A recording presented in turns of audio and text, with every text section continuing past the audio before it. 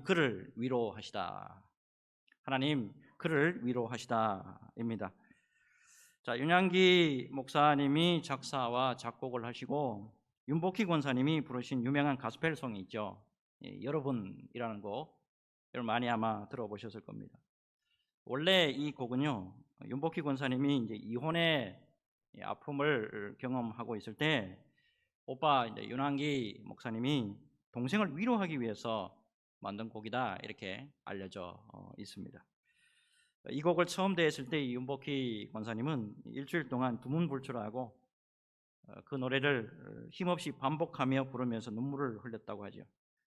그러다가 이 노래가 한 사람을 위해 불려지기보다는 어려움을 겪고 있는 많은 사람들을 위해서 불려지는 것이 더 좋을 것 같다, 이렇게 생각을 하고 1979년도에요. 1979년도 MBC 서울 국제가요제에 출품을 하고 대회에 참석하게 되는데요. 그 노래로 대상을 받게 됩니다. 자, 가사 중에 1절만 소개해드리면 이렇죠. 자, 내가 만약 괴로울 때면 내가 위로해 줄게. 네가 만약 서러울 때면 내가 눈물이 되리. 어두운 밤 험한 길을 걸을 때 내가 너의 등불이 되리. 허전하고 쓸쓸할 때 내가 너의 벗 되리라. 나는 너의 영원한 형제야. 나는 너의 친구야. 나는 너의 영원한 노래야. 나는 너의 기쁨이야. 1979년 당시 저는 윤 권사님이 이 곡을 부르는 모습을 TV에서 생방송으로 봤어요. 그리고 윤 목사님과 윤 권사님이 대상 받는 것도 봤습니다. 여러분, 우리 인생은요, 이렇게 정의할 수 있습니다. 우리 인생은 반드시 위로를 받아야 살아갈 수 있는 존재다.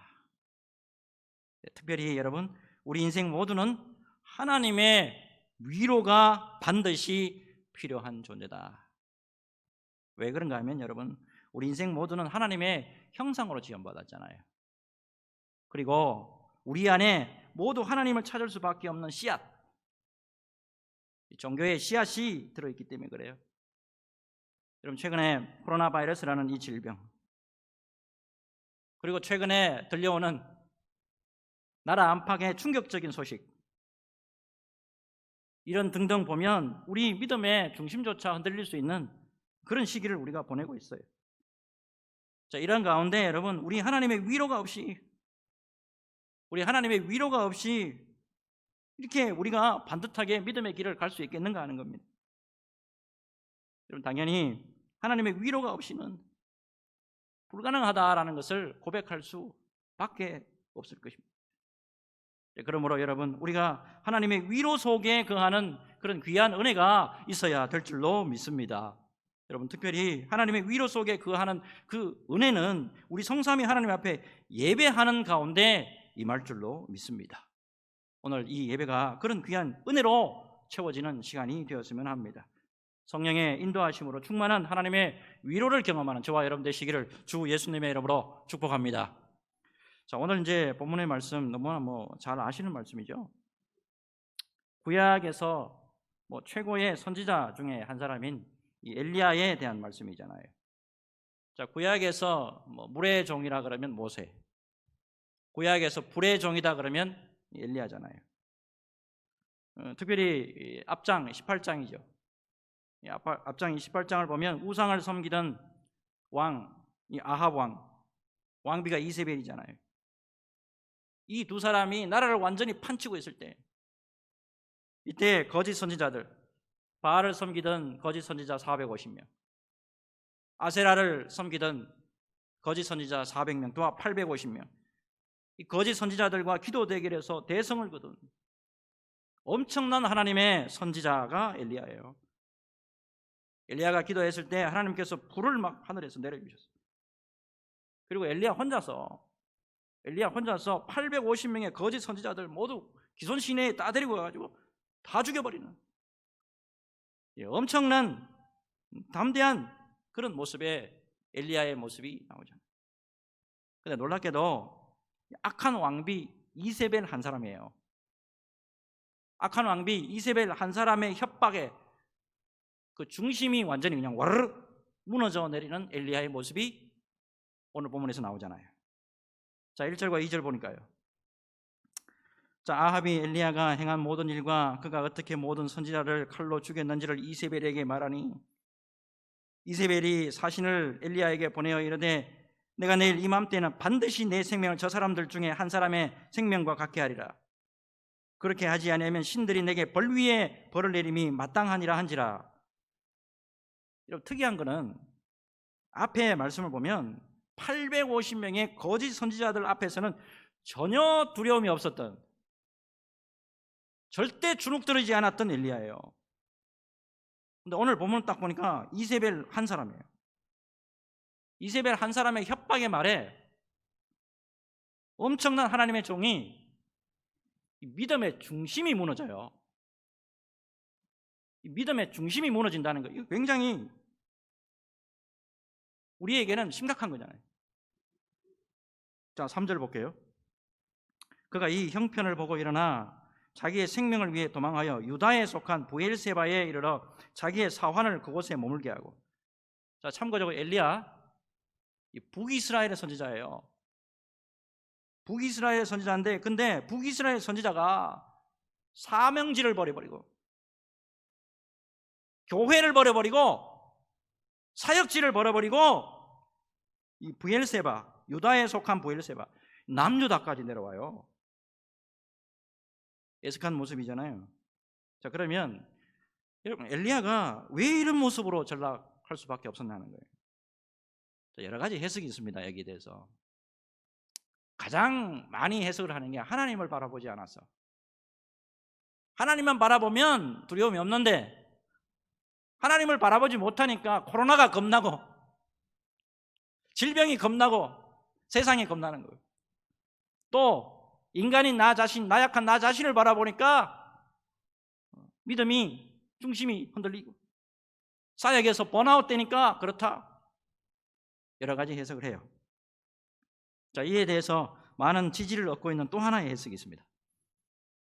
이 엘리야가 왜 이렇게 중심이 무너졌느냐? 그동안에 하나님이 주신 놀라운 능력으로 사역을 감당하고 죽기를 각오하고 사역을 감당하고 또 감당하고 했는데도 불구하고 이세벨을 비롯하여 우상 숭배들이 여전히 득세하더란 말이에요.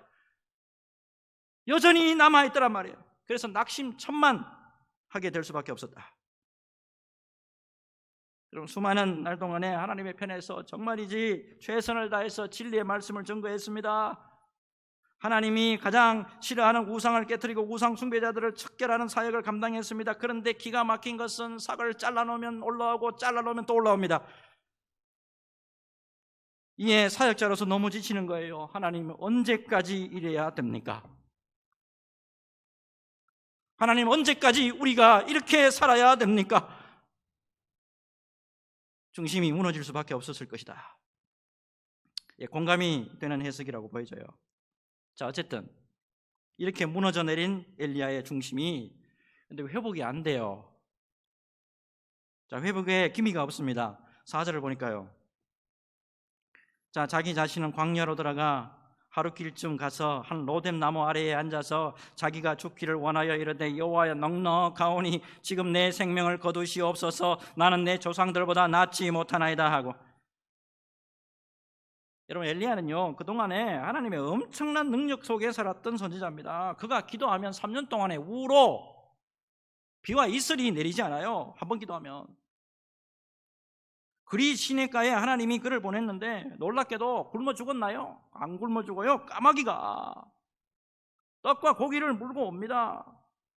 그 가뭄 속에서도 그리 시내가 마르지 않아요. 하나님이 또 사렙다 과부에게 보냈는데 과부의 집에 통에 가루가 닿지 않고 병에 기름이 마르지 않도록 하나님이 역사해 주셨단 말이에요. 수많은 그 부어주신 하나님의 그 경험이 있는데도 불구하고 끝없는 사역 때문에 이거 마치면 또 다른 게 오고 이거 마치면 또 다른 게 오고 너무 지치는 거예요. 그래서 중심이 완전히 무너져 내려버려요. 자, 그런데 여러분 정말이지 오늘 본문이 귀한 것은 뭐냐면 이런 상태에 있는 엘리야에게 하나님이 견책과 책망 한마디 아니하시고 위로의 모습으로 다가오셨다는 거예요. 위로의 모습. 엘리야야, 수많은 날 동안에 나 여호와 하나님이 너와 함께 했잖아.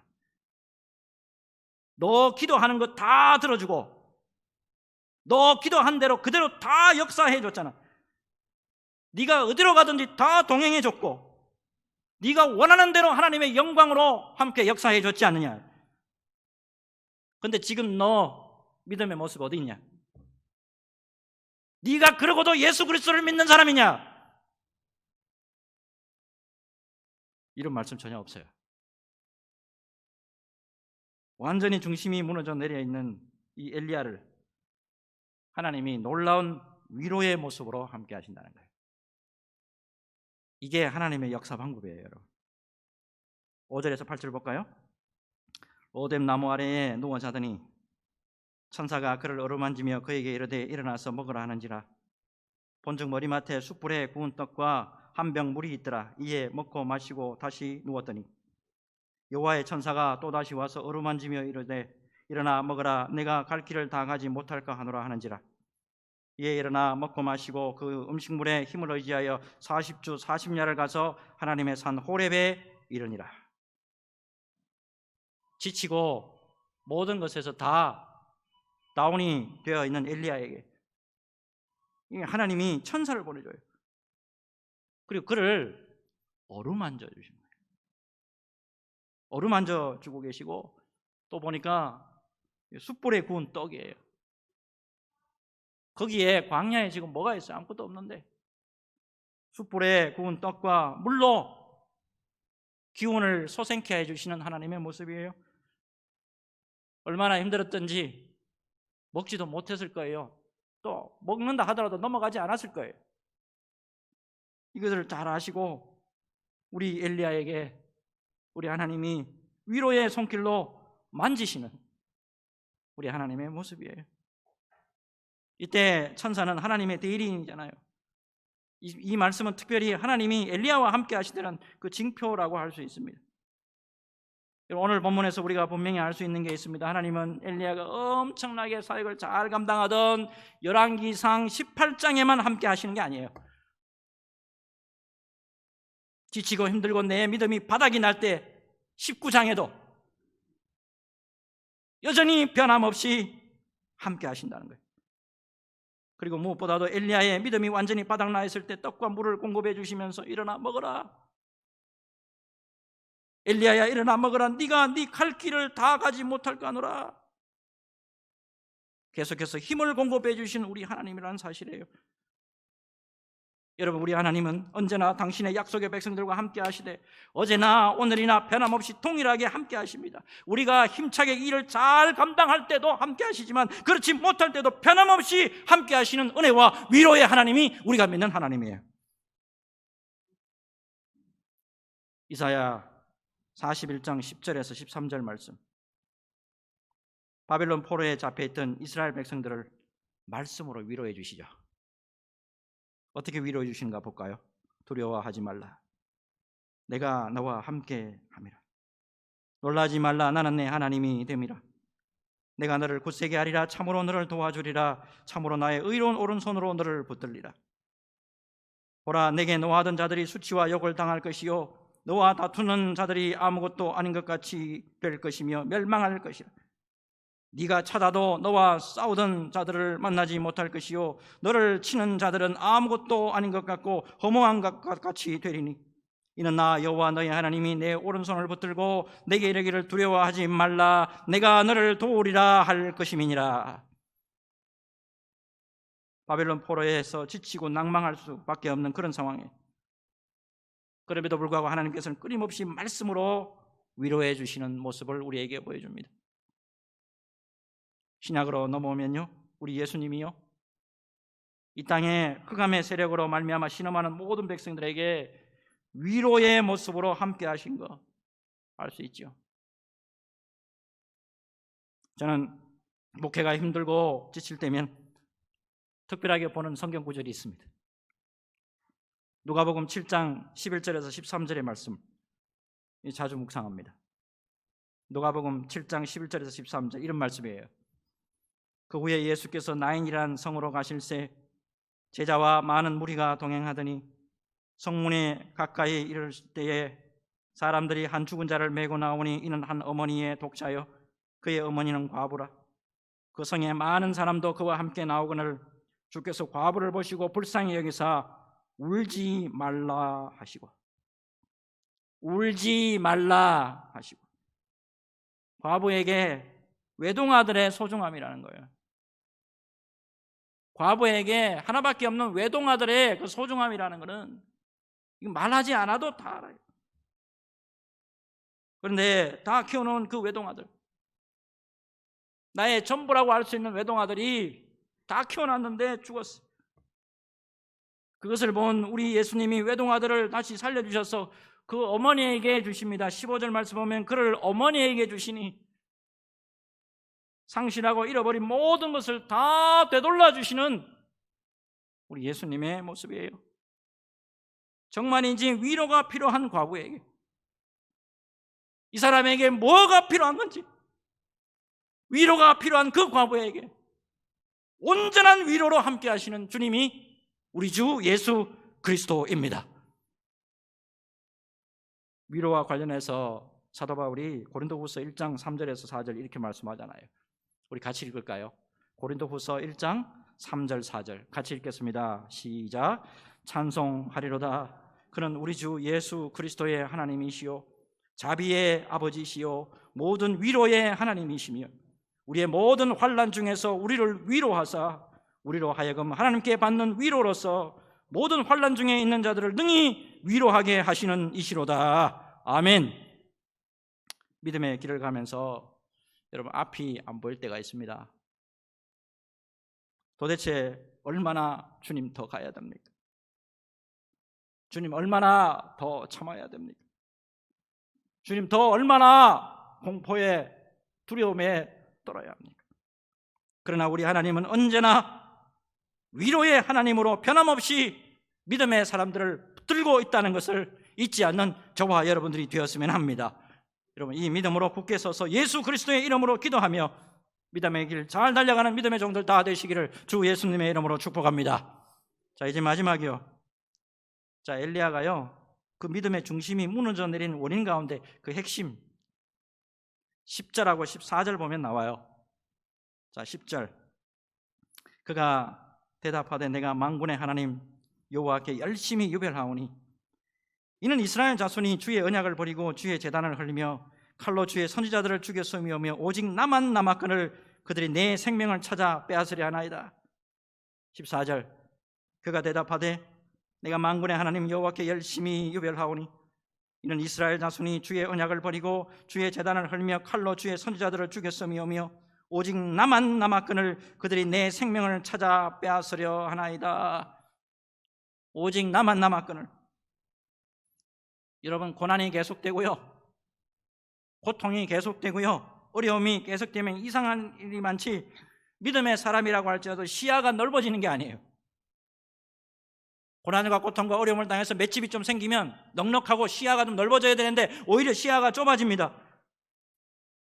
그래서 어떻게 말을 하냐면 나만 고통당하고 나만 고난당하고 나만 어려움을 당하는 것 같고 우리 주님은 나와 함께 하시지 않는 것 같다. 이때 하나님께서 이렇게 말씀하신 거 여러분 잘 아실 것입니다. 너만 있는 게 아니야. 너만 있는 게 아니야. 바알에게 무릎 꿇지 않고 바알에게 입 맞추지도 않는 7,000명이 있단다. 아울러 하나님께서 엘리야의 정신을 번쩍 들게 하는 말씀이 있어요. 그게 11절과 12절입니다. 이거 잘 보시기 바랍니다. 11절 12절 여호와께서 이르시되 너는 나가서 여호와 앞에서 산에 서라 하시더니 여호와께서 지나가시는데 여호와 앞에 크고 강한 바람이 산을 가르고 바위를 부수나 바람 가운데에 여호와께서 계시지 아니하며 바람 후에 지진이 있으나 지진 가운데에도 하나님 여호와께서 계시지 아니하며 또 지진 후에 불이 있으나 불 가운데에도 여호와께서 계시지 아니하시더니 불 후에 세미한 소리가 있는지라. 자, 이 말씀 가운데 크고 강한 바람, 빨간 글씨 있죠? 크고 강한 바람, 그리고 지진, 불, 이런 단어가 나와요. 이건 하나님의 현현을 말하는데 하나님께서 나타나시는 방법이에요. 근데 이 모든 가운데서는 하나님이 계시지 않잖아요. 언제 계시냐면 불 후에 세미한 소리가 있는 다음에 하나님의 음성이 들립니다. 여러분, 이 말씀의 뜻은 이거예요. 엘리야는 그동안에 바람과 지진과 불 같은 놀라운 이적을 행함으로써 우상 숭배를 척결하고 하나님을 믿도록 할 수 있는 줄로 알았어요. 그런데 엄청난 하나님의 이적을 행했음에도 불구하고 결코 불신앙에 빠져있는 사람들을 한 사람도 돌이키지 못했어요. 오히려 엘리야가 지쳤어요. 그동안의 사역을 뒤로하고 심한 좌절과 무력감에 빠져서 호렙산까지 옵니다. 자, 무엇보다도 여러분, 사람을 변화시키시고 또 하나님께로 돌아오게 하는 것은 외적인 이적이나 표정이 아니라 하나님의 말씀이다. 이거를 가르쳐 주시기 위해서 이 말씀 주신 거예요. 여러분, 결국에 이렇게 완전히 실망과 낭망에 빠져있는 엘리야를 하나님께서 위로와 말씀으로 깨우쳐 주시고 끝까지 사명을 감당할 수 있도록 세워주시죠. 하나님이 세워주십니다. 여러분, 믿음의 길 가는 가운데 우리의 원하는 바대로 이루어지지 않고요, 최선을 다해서 이 모양 저 모양으로 최선을 다했는데도 불구하고 기대한 바대로 되지 않을 때 지치고 낭망하기 쉽습니다.